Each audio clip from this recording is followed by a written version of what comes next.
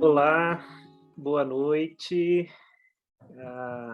Prazer estar aqui com vocês, participando, contribuindo aí para essa temática tão importante. Acredito que vocês estejam me ouvindo bem, né? Tranquilo aí? Então tá joia.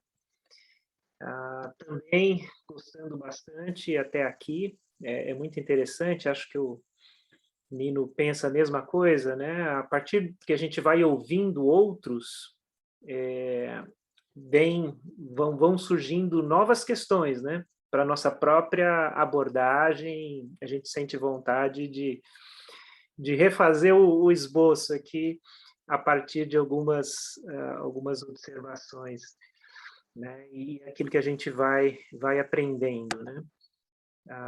Muito, muito legal. Então, eu e o Nino, né, fomos chamados para trazer essa perspectiva pastoral, teológica, a própria questão da espiritualidade. Então, a gente já vai partir de um ponto de vista aqui, né, cristão, né, entendendo e pensando como igreja, né, como enfrentar essas questões, como enfrentar esse problema, junto aí com os nossos alunos e todos que estão atentos, né, a, ao tema, a, e a esse tema tão sério, que é a questão do suicídio, né? Bom, como pastores aqui, eu e o Nino vamos precisar nos monitorar aqui para a gente ser tão disciplinado com o tempo quanto os nossos antecessores, né? E pastor para falar, né? 20 minutos, né, Ninão? Vocês estão de brincadeira com a gente. Mas eu acho que esse formato é bacana porque ajuda a gente a ter, de fato, uma visão, né, geral. Foi um belo formato aqui para a nossa discussão. Bom, e a minha fala é com relação ao papel, né, da espiritualidade cristã, né, auxílios nessa espiritualidade cristã na prevenção ao suicídio. Eu queria começar com, com duas definições de espiritualidade que tocam aqui a nossa temática, né? A primeira de Moltmann, a espiritualidade é vitalidade. O espírito é o desejo de viver que nos invade, e as forças do espírito são as forças da vida despertada em nós. Então, olha que bacana essa definição de espiritualidade, né? Diante dessa temática nossa de hoje, tão importante. Espiritualidade é vitalidade.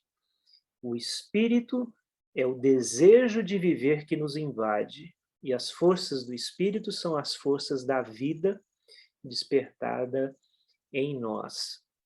E uma outra também, de um teólogo chileno, Pablo Richard, ele diz que a espiritualidade é a experiência de Deus na plenitude da vida. É a experiência da fé no Deus vivo, que nos dá vida e nos liberta da morte.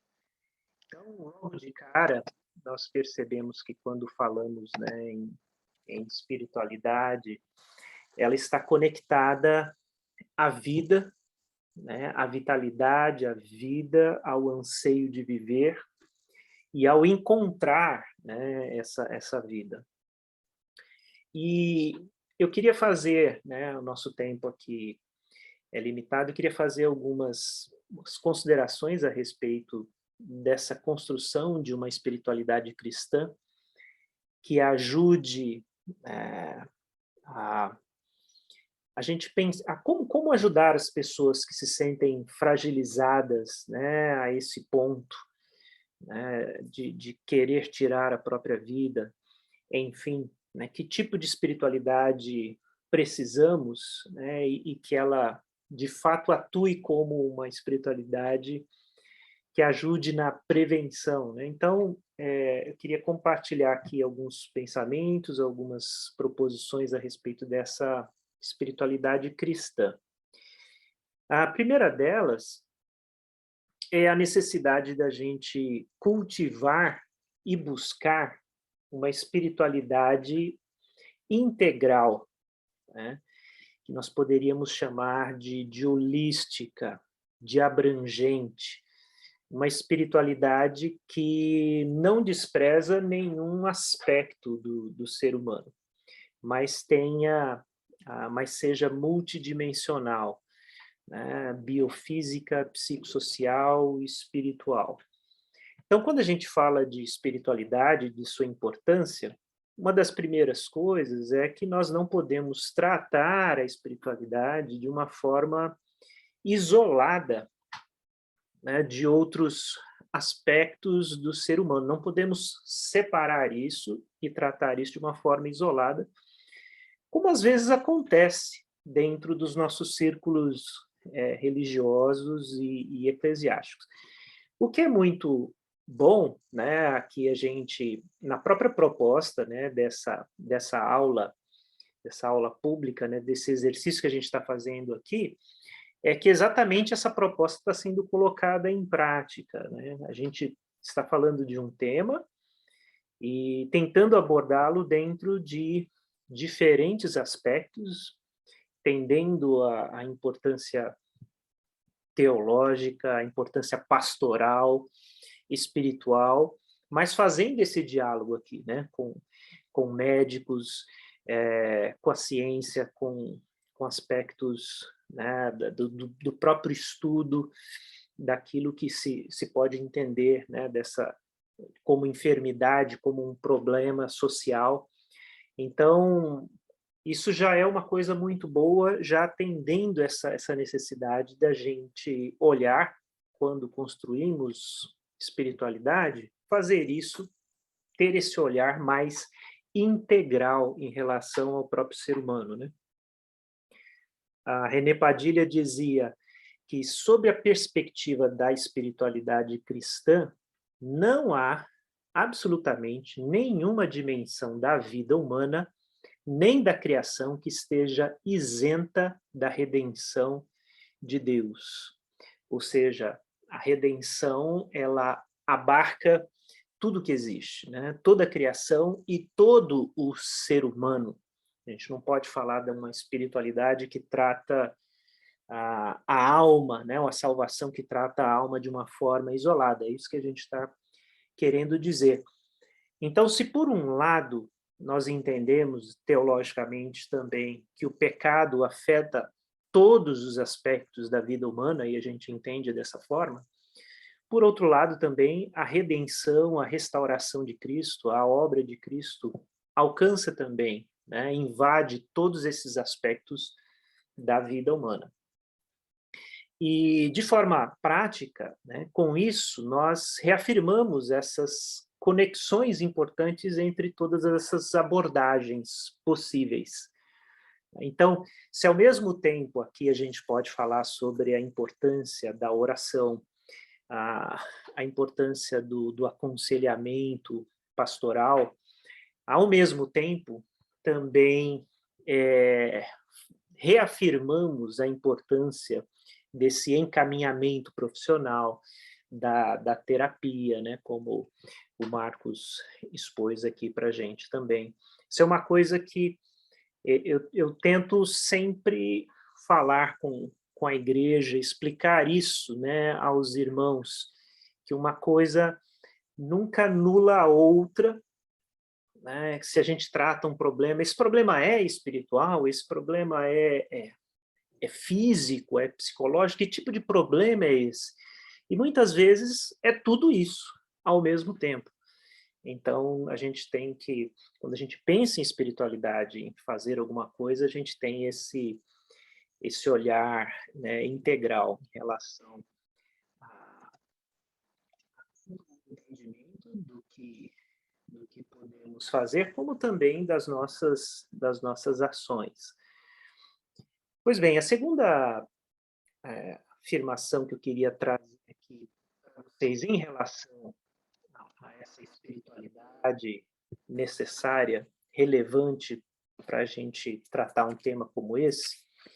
E aqui na minha fala eu quero abrir um pouquinho o leque, né? A nossa temática hoje ela é bastante específica, né? A questão e o problema do suicídio. Mas quando a gente pensa em espiritualidade, a gente tem que abrir um pouquinho o foco para entender isso de uma maneira macro dentro desse aspecto da sociedade, da nossa vivência, da nossa própria espiritualidade, da igreja, como que a igreja trabalha isso também. Eu acho que aí a gente pode caminhar numa direção para alguns entendimentos aqui. A segunda proposição que eu queria fazer é a necessidade de se cultivar e buscar uma espiritualidade que traga saúde às pessoas. Vou repetir. A necessidade de se cultivar e buscar uma espiritualidade que traga, de fato, saúde às pessoas. Saúde, novamente, de uma maneira integral. Por que a gente fala isso?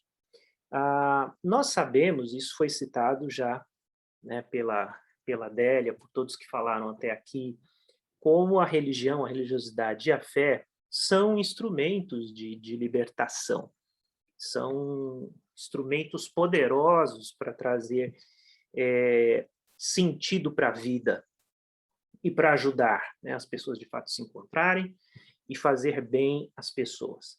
Mas infelizmente, a própria religião e também a fé podem ser instrumentos para o contrário disso, para a escravidão, para a opressão, para a alienação, e isso é muito perigoso. Então, ironicamente, a própria religião e a fé podem se tornar bastante nocivas à saúde, prejudiciais à saúde, o que é uma coisa triste de se pensar, mas, infelizmente, possível, esse mundo que a gente vive, inclusive dentro do nosso próprio núcleo cristão, isso também é uma realidade. Então, quando a religião e a fé, por exemplo, ela leva as pessoas aos legalismos, aos ativismos, aos individualismos extremos, exacerbados, ela não está contribuindo com saúde, mas ela ajuda a adoecer a própria sociedade, o próprio indivíduo. Muitas vezes, espiritualidades, e a gente pode falar aqui de espiritualidades, que presentes dentro de círculos religiosos cristãos, ela é reduzida, quando você tenta entender o conceito de espiritualidade, ela é reduzida, por exemplo, ao cumprimento de exigências e atividades de uma certa igreja, segmento, religião. A ideia de espiritualidade, nesse caso, é quanto mais se faz, mais espiritual se é. Então, eu estou dando aqui alguns exemplos de espiritualidades nocivas.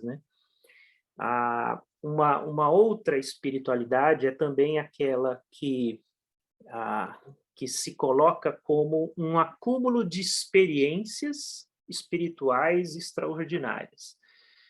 Então, se alimenta dentro daquela comunidade, que para você ser espiritual, você precisa ter esse acúmulo de experiências extraordinárias, espirituais, místicas e emocionais.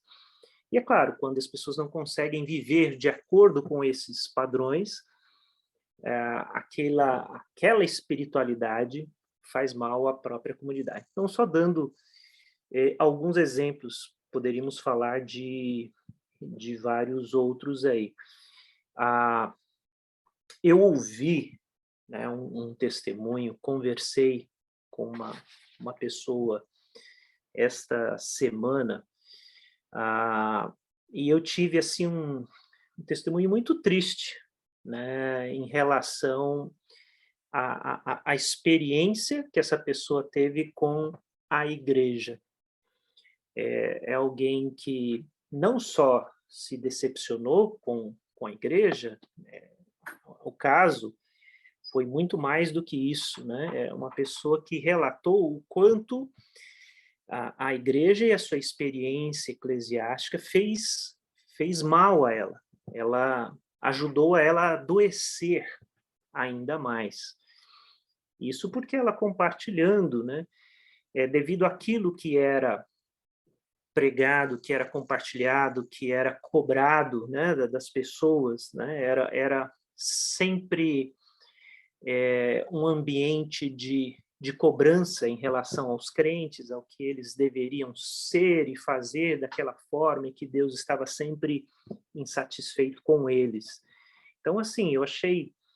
Mas o que mais me impressionou, né, e essa é uma pessoa que, sim, enfrentava problemas sérios de depressão, e fez tratamento, está fazendo tratamento, e está melhorando, graças a Deus, mas o que me chamou mais atenção é essa pessoa compartilhar essa realidade de que a igreja não fez bem para ela.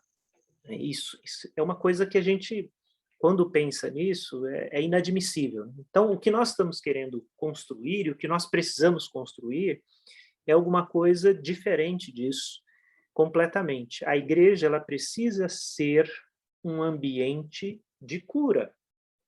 E ela precisa promover, dentro da espiritualidade que ela cultiva, prega e desenvolve ministerialmente, né, um ambiente de cura para as pessoas, né? Cura em todos os sentidos, né? E cura integral, né? Cura emocional, cura de todas as doenças que nós temos. A igreja precisa promover esse ambiente. E aí, nesse sentido, eu digo que a gente poderia falar que essa espiritualidade que precisa ser construída, ela precisa ser mais evangélica. Em que sentido, né? Porque o termo evangélico perdeu muito o seu peso, né? Sua carga de valor.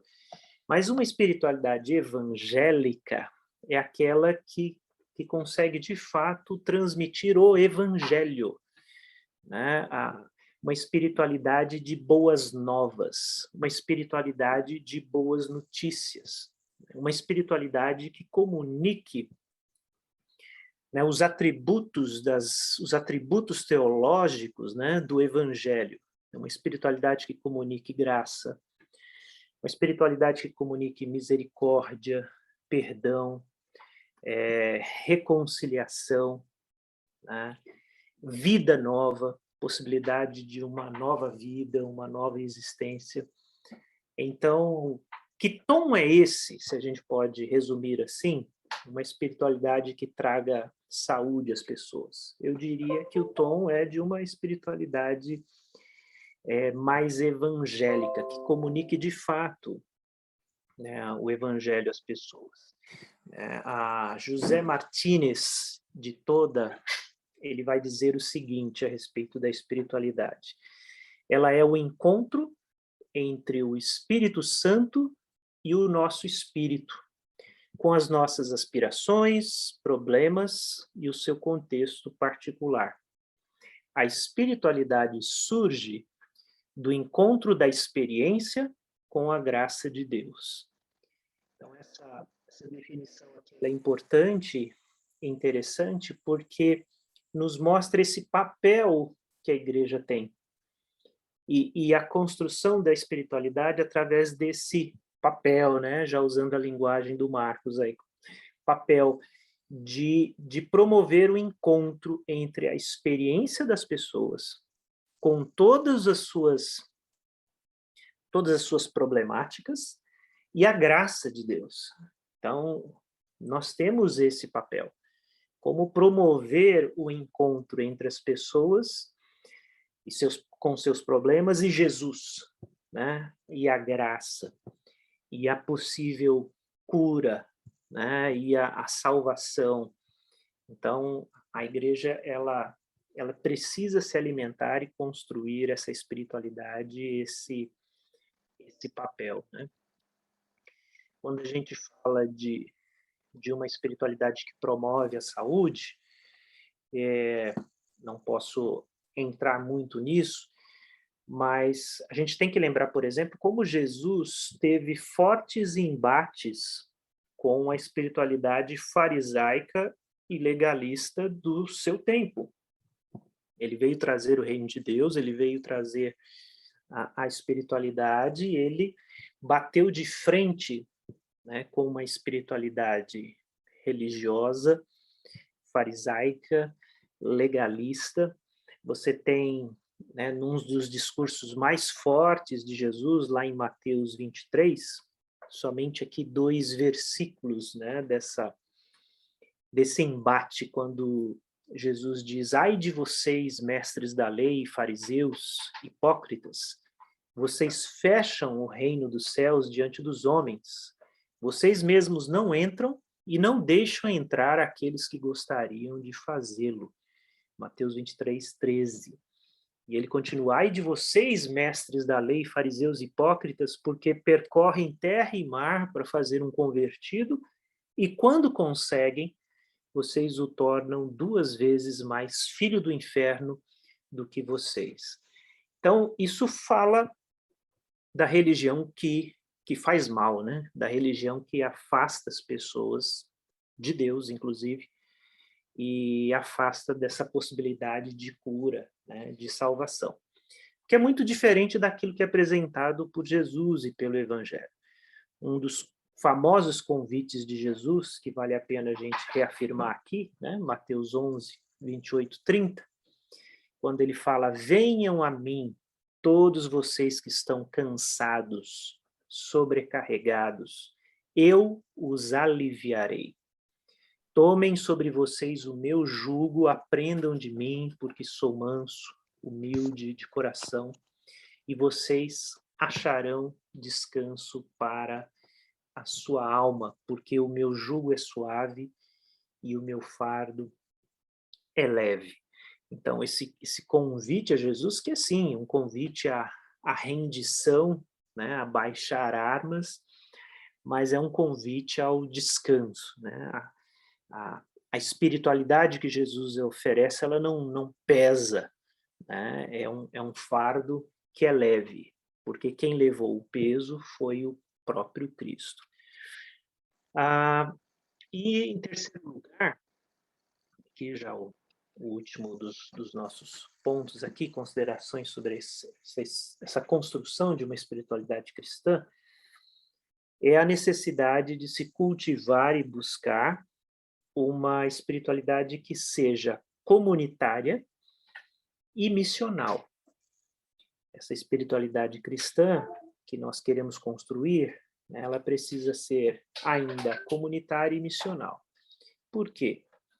Bom, em primeiro lugar, porque a espiritualidade cristã, ela não é solitária e individualista, né? A espiritualidade que nós construímos com os valores cristãos, ela é uma espiritualidade comunitária, porque ela se abre para o convívio, né? Ela se abre para o compartilhar, né? Para a possibilidade de se caminhar juntos e viver em comunhão. E nisso, essa espiritualidade serve muito para aquilo que já foi falado pela Adélia e pelo Marcos, né?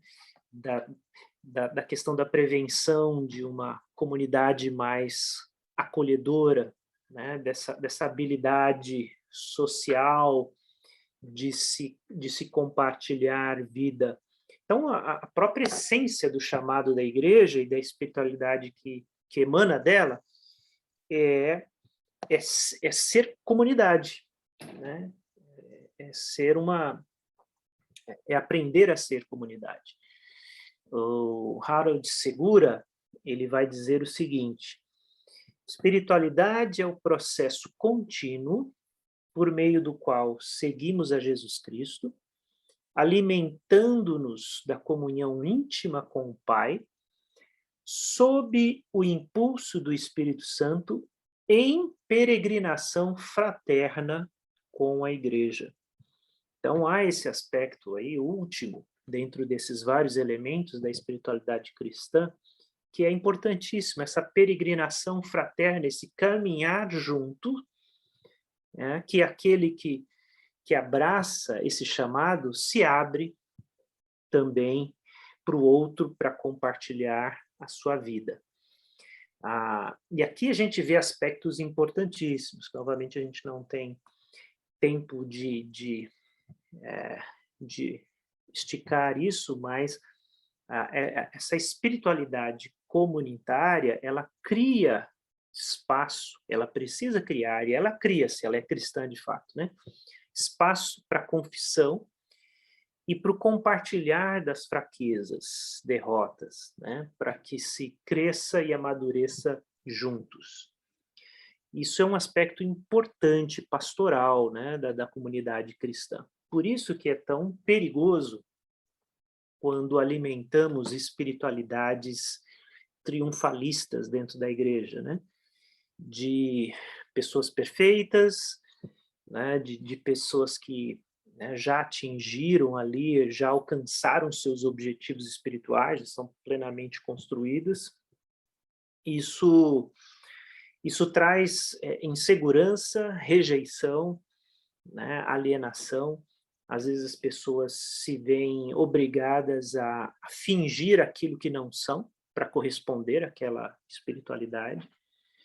Mas a verdadeira espiritualidade comunitária cristã, como eu disse, é essa que cria espaços, né, para confissão e o compartilhamento daquilo que se é, né? Então ela é comunitária, mas eu disse que ela também é missional, né? Em que sentido? Porque a espiritualidade cristã, ela também não pode ser egoísta e nem ensimesmada, né? Voltada apenas para si mesmo e para suas próprias necessidades, né? E novamente, muito perigoso uma espiritualidade muito em voga nos nossos dias, não só cristã, mas secular e de autoajuda, que é a espiritualidade como satisfação egoísta das minhas necessidades psicológicas ou uma busca incessante por realização, enfim.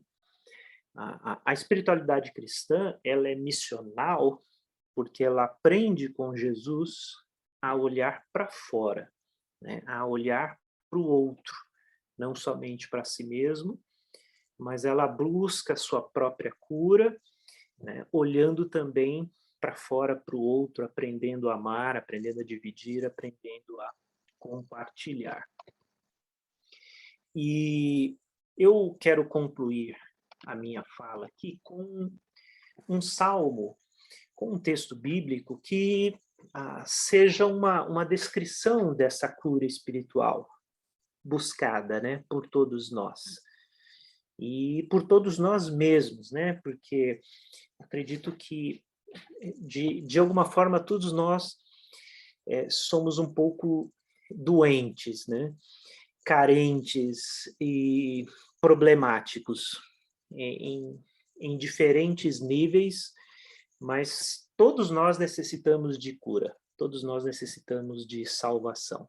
Eu acho que esse é um dos caminhos para a gente poder ajudar as pessoas que estão sofrendo mais, é reconhecer nossa fraqueza e aprender a compartilhar, né? Nos apresentar como seres humanos. Eu queria aqui terminar lendo o Salmo 131 e só fazendo aqui um rápido destaque. Salmo 131 como uma descrição desse processo de cura espiritual, né? São apenas 3 versículos que se diz assim: Senhor, o meu coração não é orgulhoso e os meus olhos não são arrogantes. Não me envolvo com coisas grandiosas nem maravilhosas demais para mim. De fato, acalmei e tranquilizei a minha alma. Sou como uma criança, recém-amamentada por sua mãe. A minha alma é como essa criança. Ponha a sua esperança no Senhor, ó Israel, desde agora e para sempre. Versos 1, 2 e 3. Rapidamente aqui, em primeiro lugar, esse salmo ele se apresenta como o próprio exercício espiritual, né? Salmodiar já é um exercício espiritual, já é um exercício terapêutico, né? A oração, né? A própria oração é um exercício terapêutico, né? E quando a gente traz os salmos para perto, os salmos são escolas de oração. Aqui a gente aprende a orar. Nos salmos você tem desabafo, nos salmos você tem pedidos de socorro, nos salmos você tem protestos, nos salmos você tem adoração, louvor. Então, é esse aprender a colocar para fora, né, nossos sentimentos, o que está acontecendo dentro de nós e conversar, né, com Deus. Então, já começa com isso, né? O exercício espiritual em si, a própria oração como um processo de cura. O outro destaque aqui é essa descrição, na verdade, da paz, né? O que é paz de espírito, né? O que é paz de alma? Isso está descrito aqui no versículo 2. Aqui não tem todos os aspectos de um shalom, né, uma paz, mas descreve aquilo que toca o assunto que a gente está trazendo hoje, né, que é a paz de espírito. E aqui essa metáfora, essa figura levantada pelo Salmo, ela é maravilhosa, né, porque ela descreve uma criança recém-amamentada, né, no colo de sua mãe. Então, na descrição do que é paz de alma, ele descreve um bebê, né, ali, acabou de mamar e está dormindo no colinho da mamãe. Então, quando você pensa, o que é paz? O que é descanso? O que é ter uma alma em paz? E você vê essa metáfora de não tem nada que transmita mais descanso do que essa figura, né, de que uma criança descansando, ela está completamente satisfeita, acolhida, realizada, né? Ela tem tudo o que ela precisa ali no colo de sua mãe, é alimentada, ela, ela está ali. E pensar que a própria espiritualidade, a relação com Deus pode nos dar isso, né? A paz né, que a fé cristã nos oferece é esse tipo de paz, né? Então ela tem, então, como eu falei, esse salmo ele descreve uma cura espiritual. E ali ele tem mais dois aspectos importantes que eu termino destacando isso. Ele fala também de um coração que foi curado, né, das doenças do pecado, né, porque aqui fala de um coração que já abriu mão do orgulho, da arrogância, das ambições, né, que giram em torno, né, dessa condição pecaminosa em que vivemos. Então, esse é um coração em processo de cura. É muito bonito ver isso aqui, né? Nós não conseguimos alcançar essa paz a menos que a gente se renda, né? Renda às nossas tentativas de construir a nossa vida sozinho, né? Enfim, né? Esse coração orgulhoso que quer ter as rédeas, né, da vida nas suas próprias mãos. Então, esse processo de conversão é um processo de rendição, né, de cura de todas essas nossas doenças. E ele termina falando de uma palavra essencial, que é a palavra esperança, verso 3. Né? Põe a sua esperança no Senhor. A esperança e fé. Né? Outros dois aspectos aqui, quando a gente fala de espiritualidade cristã. Né? Ter esperança. Ou seja, não importa aquilo que eu vivo ou as minhas circunstâncias atuais, a esperança me diz que existe um futuro à frente diferente, que as coisas podem sim mudar, é possível sim que sejam diferentes. Então, esperança é visualizar aquilo que eu não consigo ver normalmente, mas que é real, né? E isso é esperança, né? E a espiritualidade nos traz isso, essa esperança.